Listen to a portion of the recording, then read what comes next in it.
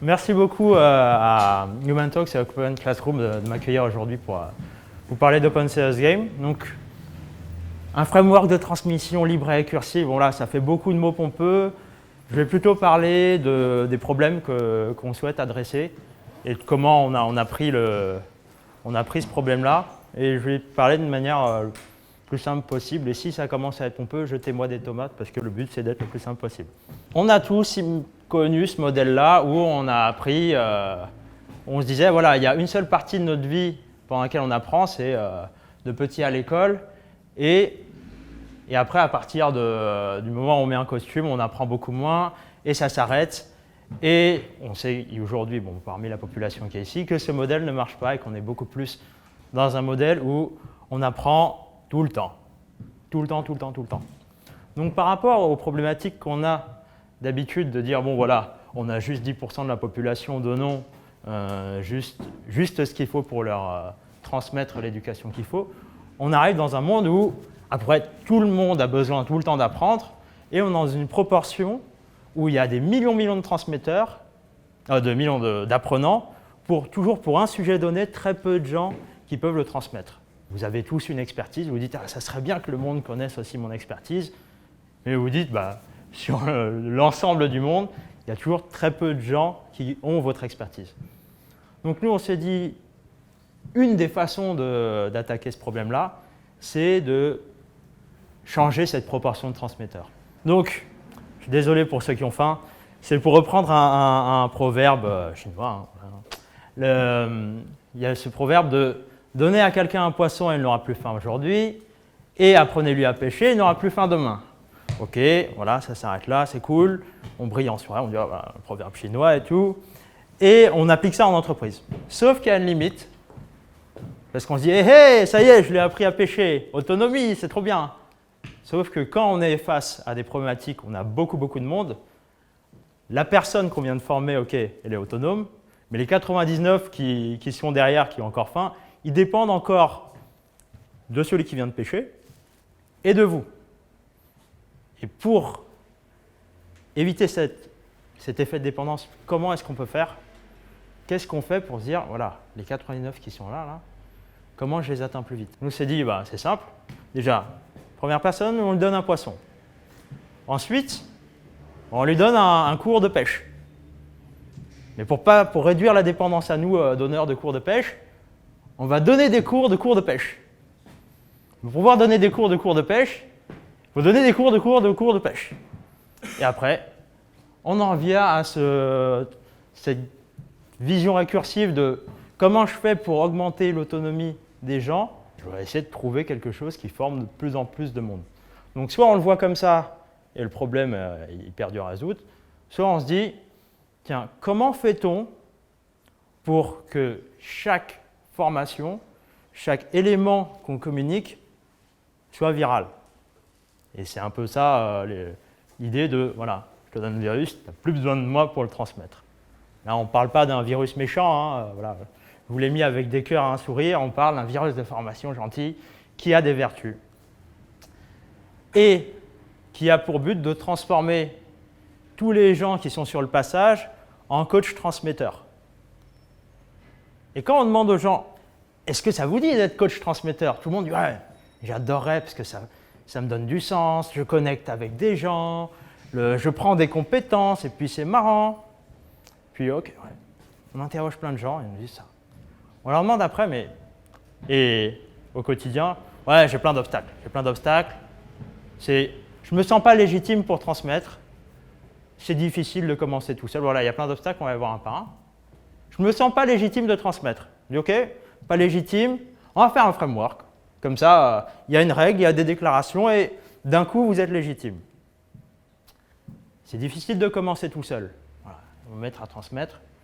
Ok, on va faire une communauté, un hashtag, on se retrouve avec un hashtag, on mettra quelque chose derrière, on va se retrouver avec un hashtag. J'ai rien pour me lancer. Ok, t'as rien pour lancer? Ça va être une communauté avec un framework et de l'information libre. Ok, là, ça commence déjà à ressembler à quelque chose qui ressemble à ce qu'on peut trouver un peu ailleurs. c'est dur de justifier ça dans mon job. Ok, bah, faisons que du contenu pour l'instant, pour commencer, que du contenu qui a de la valeur dans ton job. Comme ça, tu peux le jouer dans ton job. Tu le joues pas le soir pendant ton temps perso ou le midi. On va faire le maximum de choses pour créer du contenu où tu apprends pendant ton job. Et les gens vont s'ennuyer, bah, faisons-le fun, faisons-le sous forme de jeu. S'il termine sur hashtag OpenSerious le framework, avec la communauté, où le but, c'est réveiller le pouvoir de transmission. Donc l'idée, c'est, voilà, tous potentiellement, on est des transmetteurs en puissance, mais on a tous les obstacles là, que j'ai cités précédemment. Et on peut réveiller ce pouvoir de transmission. Donc ce framework, il a un peu l'image de professeur Xavier. Quelqu'un connaît professeur Xavier? Ok. Voilà, sauf que comme c'est réveiller le pouvoir de transmission, c'est pas réveiller les autres pouvoirs parce que nous on a le pouvoir de transmission, c'est tout le monde peut réveiller le pouvoir de transmission et réveiller le pouvoir de transmission. Donc le but, c'est pas d'être les professeurs Xavier, c'est que tout le monde devienne les professeurs Xavier. Que potentiellement vous pouvez transmettre et vous pouvez réveiller les gens autour de vous, qui seraient endormis, réveiller leur pouvoir de transmettre. Et là, on arrive sur cette notion de training viral. Et ça tombe très très bien. Ça tombe très très bien parce que quand on compare, voilà, le serious game tombe très très bien, en plus d'être, ça sert au boulot et c'est fun. Quand on compare un contenu classique à un jeu, ben, le jeu a certaines facultés qui accélèrent l'apprentissage. Entre autres, bon voilà, ça c'est, vous le verrez un peu partout sur Internet. Voilà, c'est immersif, il y a de l'émotion, vous connectez aux gens, c'est procédural. Donc c'est facile pour apprendre. Il y a aussi un aspect où c'est facile pour retransmettre. Typiquement, je vous demande, alors je ne vais pas faire la pub pour Monopoly, à chaque fois je parle de Monopoly, donc pensez à un jeu de société que vous avez joué dans votre vie. Vous l'avez tous en tête? Est-ce que vous vous souvenez de qui vous l'a transmis? Ok, voilà. Levez la main ceux qui s'en souviennent. Alors ceux qui ont encore besoin de cette personne pour transmettre ce jeu de société et pour le jouer chez eux ou le jouer avec des amis, gardez la main en l'air. Bon, ils ont baissé la main entre-temps. Donc c'est cette idée. Le Monopoly, vous l'avez appris, peut-être avec vos parents, j'en sais rien.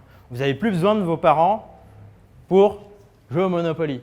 Ben, on s'est dit, faisons pareil, mais pas sur l'investissement immobilier à Atlantic City, mais sur plein d'autres sujets. Et créons ce concept-là pour dire, voilà, c'est un jeu, tu apprends, tu retransmets facilement. Et c'est normal parce que le jeu, ça compresse l'information dans des règles. Typiquement, là, si je vous dis, essayez de vous souvenir de toutes les histoires de toutes les fois où vous avez joué au Monopoly. Qui a commencé, qui a acheté quelle rue, etc., sans parler des règles. Ah, c'est super dur. Par contre, ressortir les règles pour recréer une nouvelle occurrence et recréer de l'intelligence d'apprentissage, c'est possible. Voilà, c'est fini. Non. Donc, notre framework. Le framework, ce qu'on s'est dit, c'est, voilà, on vous a parlé un peu de comment fonctionne la structuration du contenu et comment évoluent les gens. Et le framework Open Serious Game, ça a été construit pour que tout le monde puisse évoluer autour d'un même contenu de jeu. Et on a toujours le même chemin autour d'un jeu. C'est Serious Game. D'abord, on est curieux. On dit, oh, c'est quoi ça? On joue une fois. On joue une fois. On comprend l'intérêt de ce qu'est ce jeu. Et je parle de... Potentiellement, vous pouvez reparler de l'intérêt. Vous êtes dans votre quotidien. Vous dites, là, ça serait bien de jouer à ce jeu de formation. Au même titre qu'au quotidien, vous dites, ah, ça serait bien d'utiliser tel atelier ou telle formation pour telle situation. Donc, vous passez de joueur à éclaireur. Potentiellement, vous avez joué, vous pouvez tout de suite l'animer. Vous êtes capable d'animer ce jeu. Ça veut dire que vous avez joué à un jeu de société, vous pouvez le rejouer chez d'autres gens derrière. Et vous recréez l'utilité. On a mis co-animateur, co-animatrice, puisque les gens avaient besoin d'une marche d'escalier intermédiaire, mais sinon, c'est le même principe.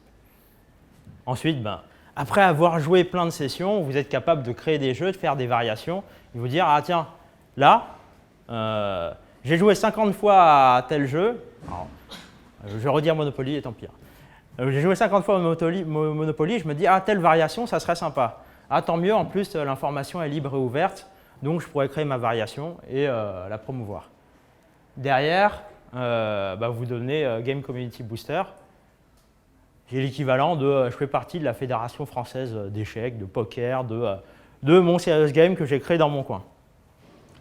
Donc, ça, c'est un chemin, finalement, il n'y a pas de surprise. Qu'est-ce qui fait que ce chemin, on l'a gardé pour favoriser la transmission? C'est que c'est le même chemin pour tout le monde.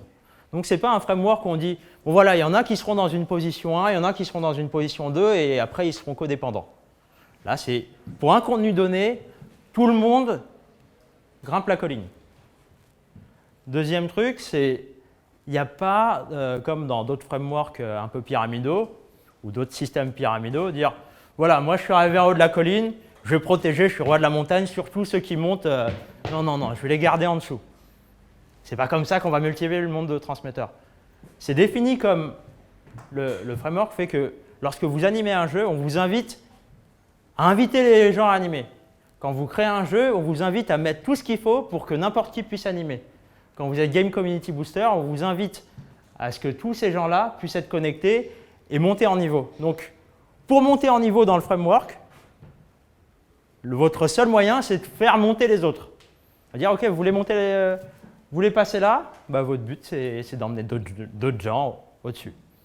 Donc, c'est là où, progressivement, de plus en plus de monde se met à transmettre parce qu'on joue un jeu, on invite les gens à l'animer, à créer des variations, à créer leur fédération locale. Et pareil à l'échelle de plusieurs jeux.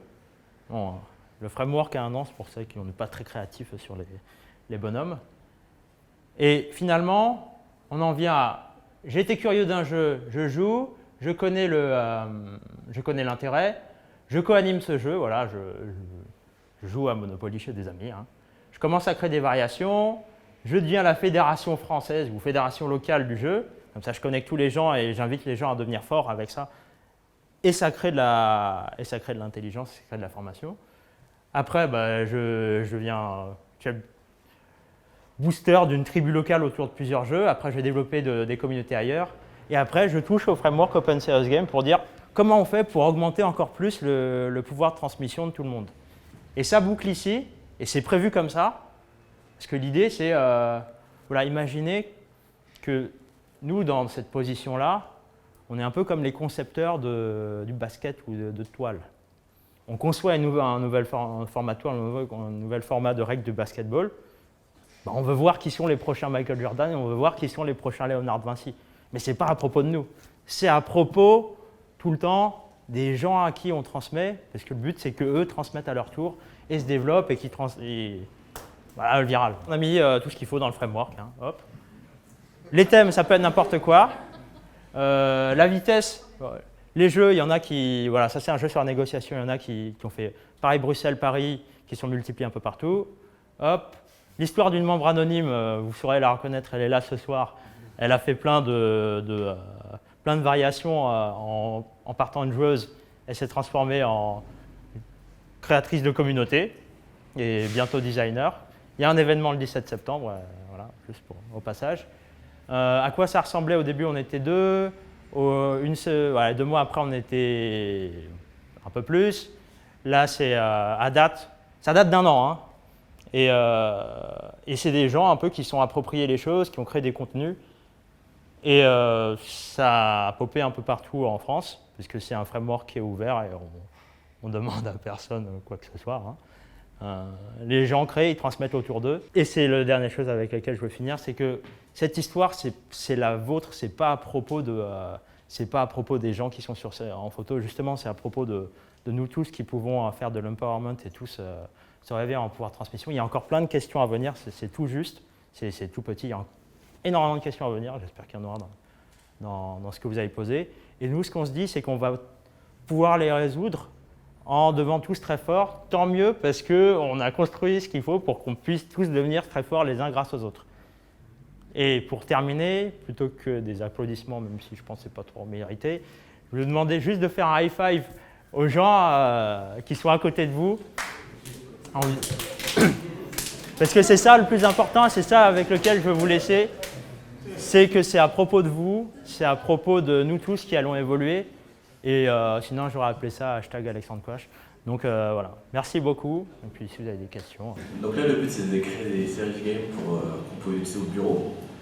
Enfin, qu'on pouvait développer en étant au bureau. Est-ce qu'on a des exemples de types de jeux qui ont été... J'avais un exemple là. Hop, l'écran ici. En gros, là, par exemple, c'est un jeu où tu as des cartes de négociation, des techniques de négociation. Donc, tu en prends deux, ton adversaire, il en prend deux, vous avez un scénario. Et le but, c'est de jouer tes cartes et de deviner celles de celui d'en face. Et du coup, tu vas développer des compétences de négociation, et ce qui te sert au travail. Donc ça, c'est un exemple. J'en ai un autre que je n'ai pas là, c'est un jeu pour apprendre la prise de parole en public, où tu prends une mauvaise pratique, tu prends une bonne pratique, et c'est un peu comme le Time's Up, tu dois faire deviner les mauvaises pratiques et les bonnes pratiques. Du coup, lorsque tu joues, tu parles, et que les gens te disent « Ah ouais, ta bonne pratique et ta mauvaise pratique, c'était ça », tu ne le prends pas comme un jugement, tu le prends comme « J'espère que tu as deviné parce que tu es dans mon équipe ». Et comme ça, tu as vaincu ta peur du jugement, et en plus, tu as fait l'exercice, tu t'es prêté à ça. Et il y a des gens qui sont partis de timides, je n'ose pas parler à 3-4 personnes, même que je connais, à j'anime des jeux, ils sont passés par un jeu comme ça, où finalement, à force de dire bah ouais, c'est juste l'exercice de passer, il fallait juste faire le premier saut pour passer la peur du jugement. Voilà, un exemple de jeu, après c'est des petits jeux de cartes et des jeux de plateau, et après il y en a plein qui se créent dans tous les sens.